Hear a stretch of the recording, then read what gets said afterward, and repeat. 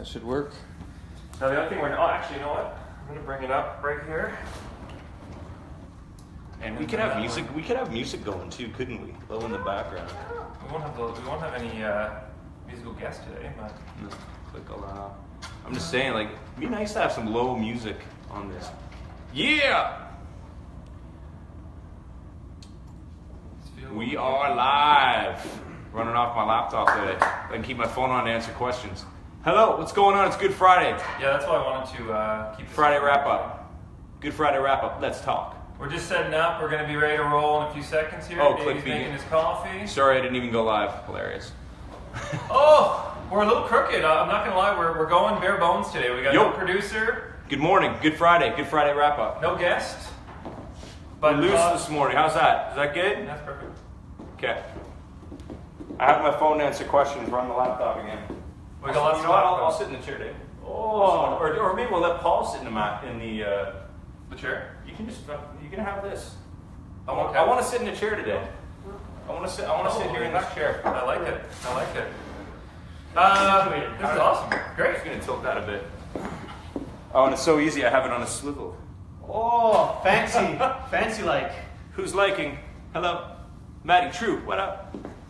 So guys, obviously in honor of Good Friday, we're not going to have any giveaway with BFF. We figured it's not a great idea to be giving out meat on Good Friday as a gift. But we thought it'd be worthwhile just to get together and chat and wrap the week up going into the long weekend. So welcome to everyone watching, and we're just going to basically chat real estate, chat life. I was talking to the guys. I was interviewing. I do a live show at Startup Canada, which is a not-for-profit here in Ottawa that helps startups and things like that. And I was interviewing a gentleman by the name of Kevin Frank. So he's the artistic director at Second City. So I know, Greg, you said that you'd heard of them. So they have shops in Hollywood, Toronto, Montreal, and Second City. Basically, they're like an improv club, and they basically incorporate humor. So what Kevin does, he actually goes around to Fortune 500 companies, and he teaches them how to implement improv into their business. And I was wowed by this. And one of the things he said that really stood out was he was talking about people focusing in business on B2B, like business to business, or B2C, business to consumer client. And he was talking about the most important way to grow your business is H to H, human to human. He was saying human to human. and it was just it really resonated with me because I felt like in our business, like especially in a referral business, it's so H to H, like everything is human to human. It's like getting in front of people, showing them you care, having that authenticity, and word of mouth. And I was asking him, I said, in our industry, like we want to be edgy, we want to be different, but there's a thin line, right? You're talking about finances, you're talking about people's livelihood, putting a roof over their head, so Most important purchase that they'll ever make. yeah, exactly. And the biggest loan, like the biggest debt they'll ever have, So it was just interesting to hear their insight. But he told me that a lot of the people that they coach, like a lot of the Fortune 500 companies, are the banks. And he said that a lot of the banks are starting to shift and seeing the value in that human component, So I just thought it was interesting. I don't know what you guys... it's basically giving a shit. That's a pretty good summary. Yeah. Actually caring about your consumer, caring about your which customer. you should, but of course through the years, generations, it's turning back to more. I think the world. Wow, I shouldn't say that because there's still a lot of madness going on. But there's a large demographic just getting back to that type of the human connection. Right. I mean, I think we all know that that's for our business. That's integral. Yeah. Like if we're not doing that, then you start losing. I don't know. He was just talking about like the power of connecting through social media. Like right now we're live, people are tuning in from all across the globe. Shout outs to Tang over in England. Tang. JJ Deering out on the East Coast. I mean, it's just being able to connect with people on that level is incredible. But it doesn't take away from the fact that you have to be in front of people. Like look them in the eye, tell them what you're doing, like build that trust, right? Like it was refreshing, I guess, to hear that these large organizations have such a strong focus on that human-to-human connection and understanding that at the end of the day it all comes down to being authentic and being your authentic self. Greg, I know this week you were actually did your first public talk. I don't know if you want to maybe mention that and tell people what that was all about. It was Mo Mondays, previously called Motivational Mondays for those that don't know. Speaking about your story. So there was myself and 5 others, actually 4 others. And I know, Paul, you've done this before. Paul's the one that introduced me to Linda Bartoluk and got me into doing this, telling my story. And it was really interesting because I went on, and I'm not big on writing things. Well, sorry, I shouldn't say that. I am big on writing things down, but I felt for this, if I had have written down what I wanted to talk about, it wouldn't have come across in the same way, so I didn't. I basically freestyled the whole thing, except I had the idea of what I was doing, right? So yeah, it was good. It was deep. It was in depth. I cried at the end, talking about my wife and my children. I think everyone cried in the room. Yeah, I think everyone did too. It was pretty cool. It's just nice to see all the love, and that everyone just, they're just there to, explore other people's life stories. It's a really raw experience too. It I've is. gone before. I've seen Paul. Yeah. I've seen others. I've gone a couple times and watched others, and it's just really getting out there, putting yourself out there. It is kind of a raw emotion. It is, and you could go on. I mean, some people, you write for the time that you have. Basically, I think for some of the people that had, they know, and you got 10 minutes or whatever. But I was like, and I remember you mentioned it to me at the end. I looked at the clock and it was like, okay. Shit, and then I just killed it at the end. I just said everything that I had to say, and everyone was like, yeah. So it was pretty fun. Yeah, like 3 minutes Linda, left. if you're watching, I'll talk to you later. But I'd like to do it again somewhere else, even, and just and actually structure a little bit better this time, because I know what I would change. As soon as I got off the stage, I knew exactly what I would change about it to make it more impactful, I guess. Yeah, there's a point probably with like 2-3 minutes left where you got out of that comfort zone. I didn't know you looked at the clock, but that's probably what it was. And you just saw, it was almost like you just turned on, you're like, all right, here it is. Yeah. It's like, here's a summary of my life. Here, I'm going to break it down for you. Yeah. And it was, that was really, and again, going back to what Kevin Frank was talking about, is that age to age, right? Like you're there, you're actually connecting with other humans they want to know your story. They want to learn about you. They want to connect with you. It's like, it's an amazing way to not, I don't want to say do business, but just to live, right? Like a lot of people are so in the moment, so not in the moment, that even when, like we were talking about this even on the show yesterday, that, when you go out for dinner with, say, 8 friends, like guaranteed at least 1 to 2 of them are on their phone at any time. Like there's no doubt, there's no way that all 8 people aren't on their phone at the same time. It's impossible. Like it just won't happen. I think I'm being generous at saying 1 to 2. But that sort of disconnect, it's like you're looking at what has happened or what may happen, but you're not like actually in the moment. That age to age is really what makes you like present, right? And actually like connecting with your clients or with your business partners or whatever it might be. And on that, I was watching a TED Talk, and I forget who exactly it was that was speaking, but he was saying that he goes out for dinner just for that, not having a connection when you're out with people for dinner.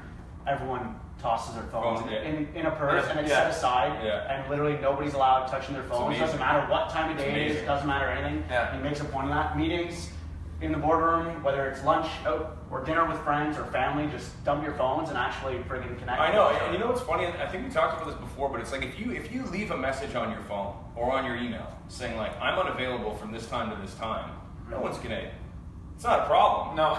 It's not the end of the world, right? Like, no, I'm like, oh, okay, well, get back to me later. Yeah. Especially if you're specific, like, I'm not available till 8. Yeah, it's but like, at 8, I'm good to go. That's it, but like, everyone just thinks, it's like, oh my god, instantly, I need to. You know what I mean? We train others that we're available 24/7. That's it, especially in our industry where, it seems like, that everything needs to be responded to immediately. Everything is urgent, when in fact it isn't necessarily. And we train our clients, we train our partners that we're going to respond at all moments, at all times, which is great. I mean, that's what we do and what makes us great at our job. Mm-hmm. But at the same time, it also doesn't allow us to actually live a life sometimes. Yeah, it disrupts. And we train our clients. So putting the message down, or I have friends that are in business that they really they only respond to emails 2 hours a day. Yeah, I know, and I was getting better at that.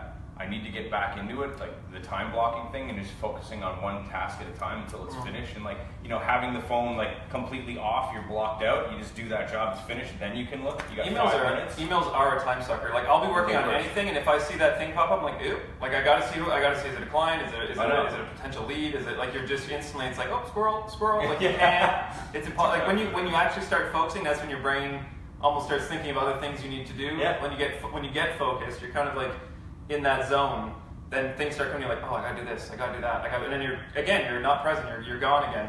So there's a great book, Rework, that touches on that. Yeah. And they say that It's the owners or the writer is he started the company like Basecamp and all that, like project management companies and their software IT company. And he talks about the premise being, how you really need to reshape how your company is structured and what you do in your day to day, and that meetings through the business day are useless. Oh yeah. Because by the time it might only be a half-hour meeting, and you think that it's only taking up half an hour, but leading up to it, you have an employee or yourself that's working. Then 20 minutes before that meeting, you're going and getting a coffee, or half an hour before the meeting, you're going and getting a coffee or a muffin from the kitchen. Then you're having a conversation with the people that you're meeting with. Then you have the meeting for half an hour. Sometimes it lasts to 45 minutes. Then you're getting together and you're going to make another coffee, you're getting the water, coming back, you're checking your phone, you're checking whatever may be, that distraction. So in essence, it's actually taking up an hour and a half of the day just for this one meeting to go over some minute detail that is completely useless. And it just talks about productivity and actually just shrinking down the workday to a shorter amount of time and actually removing those distractions. And it's funny because, chances are one of those meetings could be about productivity. Right. Yeah. How can we be more productive? For sure. Well, no more meetings. Yeah. Let's go to lunch. Meet there. And for those, they drag in 20 people for those productivity meetings. It's like, well, it's not necessary. Well, that's something we were discussing last week too, is that I often meet with realtors throughout the day for coffee or whatever, and then we just said, this is, for both sides, it really disrupts your day. Like if I have a coffee at 1, like even that, you eat at 12, you do something, then even the person coming to your office, like ideally they come here, heaven forbid you have to go somewhere else for a meeting, but even if they come here, like they said, it's really a half-hour meeting is at least an hour. Yeah, for sure. And then it takes you another half hour to kind of get back into your rhythm, back into flow, if you don't have any other meetings. Prep, meeting, post, and then you're kind of rushing to get back. You got 100 emails. You're like, oh shit, I got to get back on these. And I much prefer breakfast. I'd rather line up 5 breakfast meetings. It's like 7:30. You know what? Okay, I'll give you another example. So music-wise, I've taken on a couple mix projects lately, right? And it's the same kind of thing. It's like the actual work is a part of it. So let's say the meeting is the work is compared to a meeting, right? Yeah. But before the actual work happens, what do I have to do? You have to talk to the client. I have to get the files from him. I have to go in, I have to download them, I have to set up the structure of the mix, okay? I have to mix. By the time I'm done, I take a break, I come back, I listen, then I gotta go listen to it in a couple different places, listen to it in my car. The car is always the best test. For sure. But then, then you come back, you have a conversation, you go back, and you're back to the mix. But it's like, just to get that actual mix done, like the meeting, it's pre-meeting and post, right? Yeah. It's like, it's never as, everyone, it'll only take me an hour. It's like, no, all this other fluff that goes, but that's how a lot of shit's done. Like, I don't know how I can better structure that. One thing I just thought of when Dave was talking about the phones at not to backtrack, but I actually have seen a lock box with a timer on it, and basically everyone puts their phones in and it has a timer for an hour and a half, and you can't, it won't unlock for an hour and a half, so you actually can't check your phone if you want to. The anxiety if your screen is the one up and you know that it's a lead colleague or a partner, you're just like, shit! There's like a little hammer on the bottom, so if you need to break the screen, you can get at it, That's so crazy. There actually isn't, but that's pretty funny. So Greg, I know you had some other big changes recently with I did. business. I did. Make that announcement. I do. I joined a new real estate brokerage, a boutique brokerage in Westboro called Blue Panda. Blue Panda Realty. Maxime Damour, and is the owner, founder of that firm, and Irina Popova is the broker of record. Irina ironically sings with my wife in the Hornets as well. But super happy, super cool environment, great little office in Westboro. Really looking forward to it. It's just, I think it's just more of my style of what I want to be doing in terms of my career in real estate right now. I had an amazing experience, working with my mother and then working at Remax, big team, big office, lots of fun for sure, but just the last year and everything that I've gone through just made me kind of realize I needed to step back into something that's more my speed. Well, we were saying that before we came on too about that authenticity. Like you were saying that you felt like Blue Panda is more your style. It's like it's better alignment for what you're. It is. It is. And personality and it's like I said, like I learned so much being on the team. Like there's no way you can learn that unless you actually go and do it, right? Yeah. And I felt that that's what it is what I needed to do, what I wanted to do. But then you go through it and then you're like, what is this? What I really want? I don't I recommend it to anyone starting in the business. Go work for a big team and just see how it operates, because then you'll really figure out if that's what you want to do or not. Yeah, I mean that's the same as for myself. Like I was at a big bank for 8 years, and it was invaluable. Like the training and the experience I got and all that. But then eventually you get to a point where, like for me, it was so misaligned with who I am, and I didn't even not even consciously knew it at that time. But it was just so out of my comfort zone that it was, the training was great, the experience was great, but it wasn't aligned with who I am. So starting something like Referral with Dave and our team, it allowed me to be more myself, and you just enjoy life more when you can be who you want to be, right? Instead of having to put on a face or anything. I can't help but think about Daddy's Home, the movie, whenever you talk about Blue Panda. And I haven't seen it yet, and I apologize for not watching it yet, but I haven't had time. I think maybe we can make that a family viewing. Yeah, we'll have a movie night here at the office. Up on the projector. Yeah, we should do it. That's hilarious. Yeah. So, funny story about the Hornets. Actually, I have to tell this because this is actually talk about full circle and how people connect. So when I worked at TD, Greg knows the story. I don't know if Dave has heard it or not. When I worked at TD, we actually had an event at Sir John A. I think it was, or Hooley's, somewhere on Elgin Street. And I went, and there's always music and this and that. So there was this live band, and it was like a Motown-style band, and I was like, holy shit, these guys are incredible. And everyone else, no one is paying attention to the band. They're like in the back corner. Everyone's around the bar getting drinks, mingling. Yeah, and this is like 5 years ago. At least 5, yeah, like 5, 6 years ago. So I went and pulled up a chair and just sat in front of this band for like an hour and just was mesmerized by how amazing they were. And I'm not even a big Motown fan, but they were just so artistic. I was like, wow, this is incredible. I had to probably have a couple pints, but either way. So then fast forward 3.5 years, I'm on LinkedIn, I'm looking for realtors to connect with to kind of build our relationships. And I see this younger looking guy, I read his bio, I'm like, oh, music producer, we got some things in common. It's Greg. So he was still working with his mom at that point, Linda, at Rhodes Caldwell, which is actually right down the street here. And I went in, talked to him, we were just shooting the shit. And, we got to talk. He's like, oh, yeah, I do this and that. And he's like, my wife's in a band. And I said, oh, what band is your wife in? He's like, oh, well, she's in the Hornets. And it was almost one of those, my brain exploded. I was like, she is not in the Hornets. And that was the first time I heard the name since that night. And it was love at first sight. Yeah, it was. That's hilarious. That's a great story. I remember that. And I told Anna that story recently, and she was like, "What? I never heard that." She didn't know it, so it was pretty cool. And I'm sure for her, as an artist, you know what? That's a lie. I guarantee I told her that story. She just didn't know it was you. Oh, maybe. That's what it is. There's no way I wouldn't tell her that story. This guy I met, he was senior band. And you're like, oh, cool. Back of the head. Yeah, that's true. Yeah.